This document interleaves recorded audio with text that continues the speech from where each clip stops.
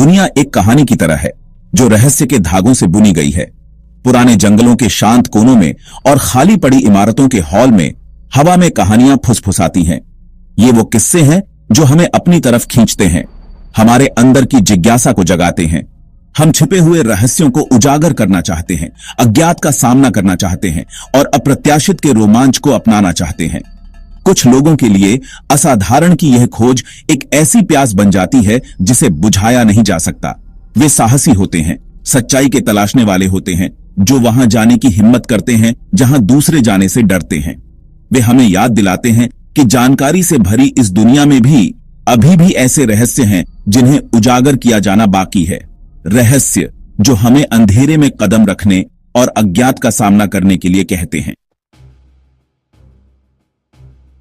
रवि, अजय और नेहा ऐसी ही आत्माएं थीं। रोमांच की साझा प्यास से बंधे उन्होंने सबसे अनोखी जगहों पर रोमांच की तलाश की। रवि जो हमेशा प्लानिंग करता था, हर चुनौती का सामना बारीकी से करता था। अजय निडर और साहसी, अज्ञात के एड्रेनालाइन रश के लिए जीता था। और नेहा जो बहुत तेज थी, अपने तर्क से उनके जोश को कम करती थी। साथ मिलकर उन्होंने एक ऐसी तिकड़ी बनाई जो एक दूसरे से बिल्कुल अलग थी, फिर भी उनके मतभेद ही उनके बंधन को मजबूत करते थे। वे सबसे अच्छे दोस्त थे, राजदार थे जो सीमाओं को आगे बढ़ाने और अपनी सीमाओं का परीक्षण करने के प्यार को साझा करते थे।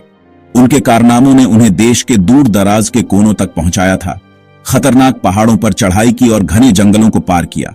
लेकिन यह अलौकिकता का आकर्षण था, प्रेतवाधित स्थानों की फुसफुसाहट थी जिसने वास्तव में उनकी कल्पनाओं को मोहित कर लिया।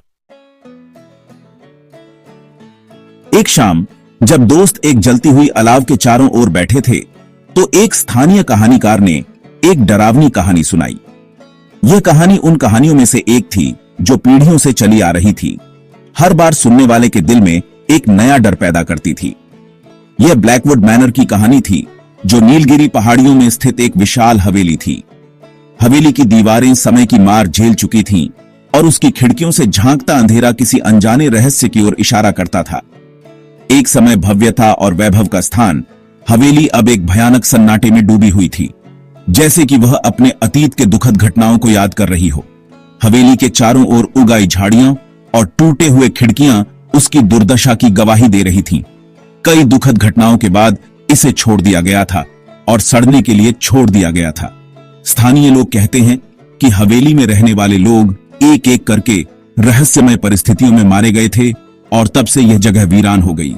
स्थानीय लोगों ने बेचैन आत्माओं के बारे में फुसफुसाते हुए कहा कि वे हॉल में घूमते हैं, जैसे कि वे अपने खोए हुए जीवन की तलाश में हों।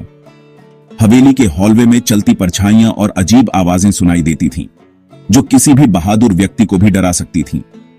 उनके दर्द भरे रोने रात में खाली कमरों में गूंजते हैं। ऐसा लगता था जैसे हवेली की दीवारें भी उन आत्माओं के दुख को महसूस कर रही हों। हर रात हवेली के कमरों में से किसी न किसी कोने से रोने की आवाजें आती थीं, जो सुनने वालों के दिलों को कंपा देती थीं। कहानी ने उनकी रीढ़ की हड्डी को हिला दिया, लेकिन उनके दिलों में उत्साह की एक चिंगारी भी जगा दी।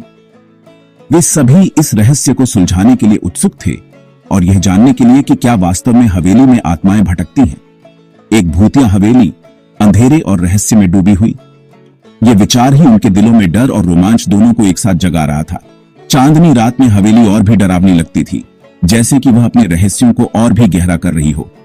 यह अंतिम चुनौती थी, उनके गहरे डर का सामना करने और किंवदंतियों के पीछे की सच्चाई को उजागर करने का मौका था। वे जानते थे कि यह आसान नहीं होगा, लेकिन उनके अंदर का साहस उन्हें आगे बढ़ने के लिए प्रेरित कर रहा था। आग की लपटों और नाचते हुए सायों के बीच उनके बीच एक योजना बनने लगी। वे जानते थे कि उन्हें सावधानी से कदम उठाने होंगे, लेकिन उनके दिलों में एक अजीब सी उत्तेजना थी। यह रात उनके जीवन की सबसे यादगार रात बनने वाली थी। अमावस्या की रात दोस्त ब्लैकवुड मैनर की ओर जाने वाली घुमावदार सड़क पर अपना रास्ता बना रहे थे। घना कोहरा छा गया और आगे के रास्ते को एक भयानक सन्नाटे में ढंक लिया। यह सन्नाटा इतना गहरा था कि उनके कदमों की आवाज भी उसमें खो जाती थी। नम धरती और सड़ते पत्तों की गंध से हवा भारी हो गई, जो आमतौर पर तीनों को घेरने वाली जीवंत ऊर्जा के बिल्कुल विपरीत थी। यह गंध उनके नथुनों में घुसकर एक अजीब सी बेचैनी पैदा कर रही थी। जो आमतौर पर तीनों को घेरने वाली जीवंत ऊर्जा के बिल्कुल विपरीत थी। यह जंगल, जो दिन में एक सुंदर दृश्य होता, अब एक डरावनी जगह में बदल गया था। जैसे ही वे हवेली के लोहे के भव्य फाटकों के पास पहुंचे, उनके दिल की धड़कनें तेज हो गईं। फाटक इतने ऊंचे और भारी थे कि वे किसी भी समय गिर सकते थे। पेड़ों से एक ठंडी हवा चली, जो अपने साथ एक धीमी, दर्द भरी चीख लेकर आई।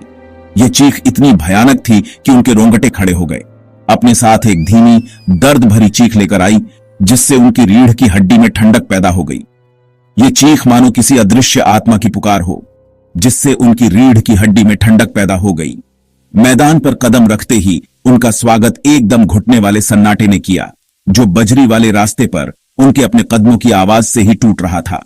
मैदान पर कदम रखते ही उनका स्वागत एकदम घुटने वाले सन्नाटे ने किया, जो बजरी वाले रास्ते पर उनके अपने कदमों की आवाज से ही टूट रहा था।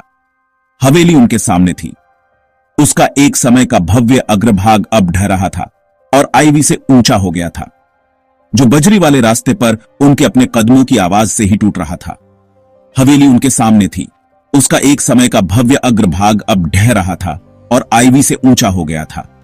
खिड़कियां खाली आंखों की तरह उन्हें घूर रही थीं, पीली चांदनी को एक भयानक निगाह से दर्शा रही थी। उसका एक समय का भव्य अग्रभाग अब ढह रहा था और आईवी से ऊंचा हो गया था।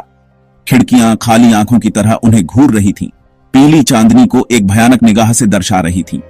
उन पर भय की एक जबरदस्त भावना छा गई, एक ऐसा एहसास कि वे एक ऐसी जगह की दहलीज पार कर रहे थे जहां जीवित और मृत के बीच का पर्दा पतला था और आईवी से ऊंचा हो गया था। खिड़कियां खाली आंखों की तरह उन्हें घूर रही थीं, पीली चांदनी को एक भयानक निगाह से दर्शा रही थीं। उन पर भय की एक जबरदस्त भावना छा गई, एक ऐसा एहसास कि वे एक ऐसी जगह की दहलीज पार कर रहे थे जहां जीवित और मृत के बीच का पर्दा पतला था। खिड़कियां खाली आंखों की तरह उन्हें घूर रही थीं, पीली चांदनी को एक भयानक निगाह से दर्शा रही थीं। उन पर भय की एक जबरदस्त भावना छा गई, एक ऐसा एहसास कि वे एक ऐसी जगह की दहलीज पार कर रहे थे जहां जीवित और मृत के बीच का पर्दा पतला था। पीली चांदनी को एक भयानक निगाह से दर्शा रही थीं। उन पर भय की एक जबरदस्त भावना छा गई, एक ऐसा एहसास कि वे एक ऐसी जगह की दहलीज पार कर रहे थे जहां जीवित और मृत के बीच का पर्दा पतला था।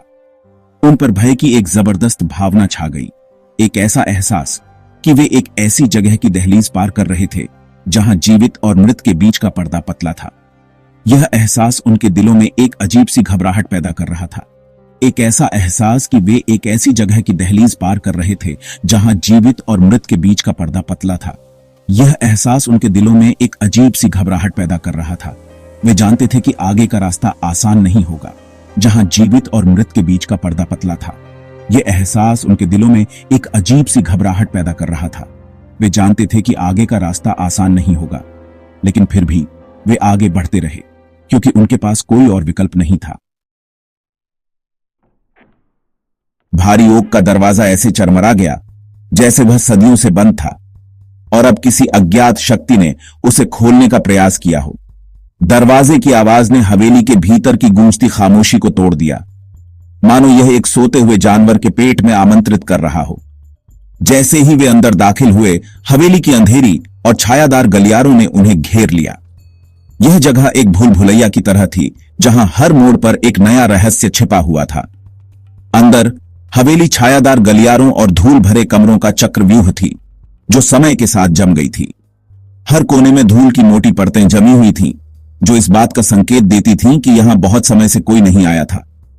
मकड़ी के जाले भयानक सजावट की तरह लटके हुए थे और हवा में एक अजीब सी गंध थी। यह गंध सड़ांध की थी, जैसे कोई चीज बहुत समय से सड़ रही हो। मकड़ी के जाले भयानक सजावट की तरह लटके हुए थे और हवा सड़ांध की गंध और कुछ हल्की मीठी, जैसे अधिक पके फल की गंध से भरी हुई थी। यह गंध इतनी तीव्र थी कि उन्होंने अपनी नाक को ढकने की कोशिश की। उनका हर कदम गुफाओं वाली जगह में गूंजता था, एक भयानक सन्नाटे से बढ़ जाता था जो चारों ओर से उन पर हावी होता दिख रहा था। यह सन्नाटा इतना गहरा था कि उनके दिल की धड़कनें भी सुनाई दे रही थीं। जैसे जैसे वे हवेली में गहराई में जाते गए, उन्होंने अजीबोगरीब घटनाओं को नोटिस करना शुरू कर दिया। कानों के पास कहीं एक धीमी फुसफुसाहट उनका पीछा करती हुई प्रतीत हो रही थी और तापमान बहुत कम हो गया, जिससे उनकी रीढ़ की हड्डी में सिहरन दौड़ गई। उनकी मशालों की टिमटिमाती रोशनी में दीवारों पर परछाइयां नाच रही थीं, जो भयानक और खतरनाक रूप ले रही थीं। यह परछाइयां मानो जीवित हो उठी थीं और उनके हर कदम का पीछा कर रही थीं। नेहा कसम खा सकती थी कि उसने अपनी आंखों के किनारे पर एक क्षणभंगुर गति देखी, लेकिन जब भी वह उसका सामना करने के लिए मुड़ी तो वहां कुछ भी नहीं था। यह अनुभव इतना वास्तविक था कि उसे अपने होश पर शक होने लगा। हवेली के भीतर की यह यात्रा एक डरावने सपने की तरह थी, जहां हर कदम पर एक नया डर इंतजार कर रहा था। यह जगह मानो जीवित थी और हर कोने में एक नई कहानी छिपी हुई थी। जैसे जैसे वे हवेली के गहरे हिस्सों में जाते गए, उन्हें महसूस हुआ कि यह जगह सिर्फ एक पुरानी इमारत नहीं थी, बल्कि एक जीवित प्राणी की तरह थी, जो उनकी हर हरकत पर नजर रख रही थी। हवेली के भीतर की यह यात्रा एक डरावने सपने की तरह थी, जहां हर कदम पर एक नया डर इंतजार कर रहा था। यह जगह मानो जीवित थी और हर कोने में एक नई कहानी छिपी हुई थी। कानों के पास कहीं एक धीमी फुसफुसाहट उनका पीछा करती हुई प्रतीत हो रही थी और तापमान बहुत कम हो गया, जिससे उनकी रीढ़ की हड्डी में सिहरन दौड़ गई। यह ठंड इतनी तीव्र थी कि उनके हाथ पैर सुन्न होने लगे। उनकी मशालों की टिमटिमाती रोशनी में दीवारों पर परछाइयां नाच रही थीं, जो भयानक और खतरनाक रूप ले रही थीं। यह परछाइयां मानो जीवित हो उठी थीं और उनके हर कदम का पीछा कर रही थीं।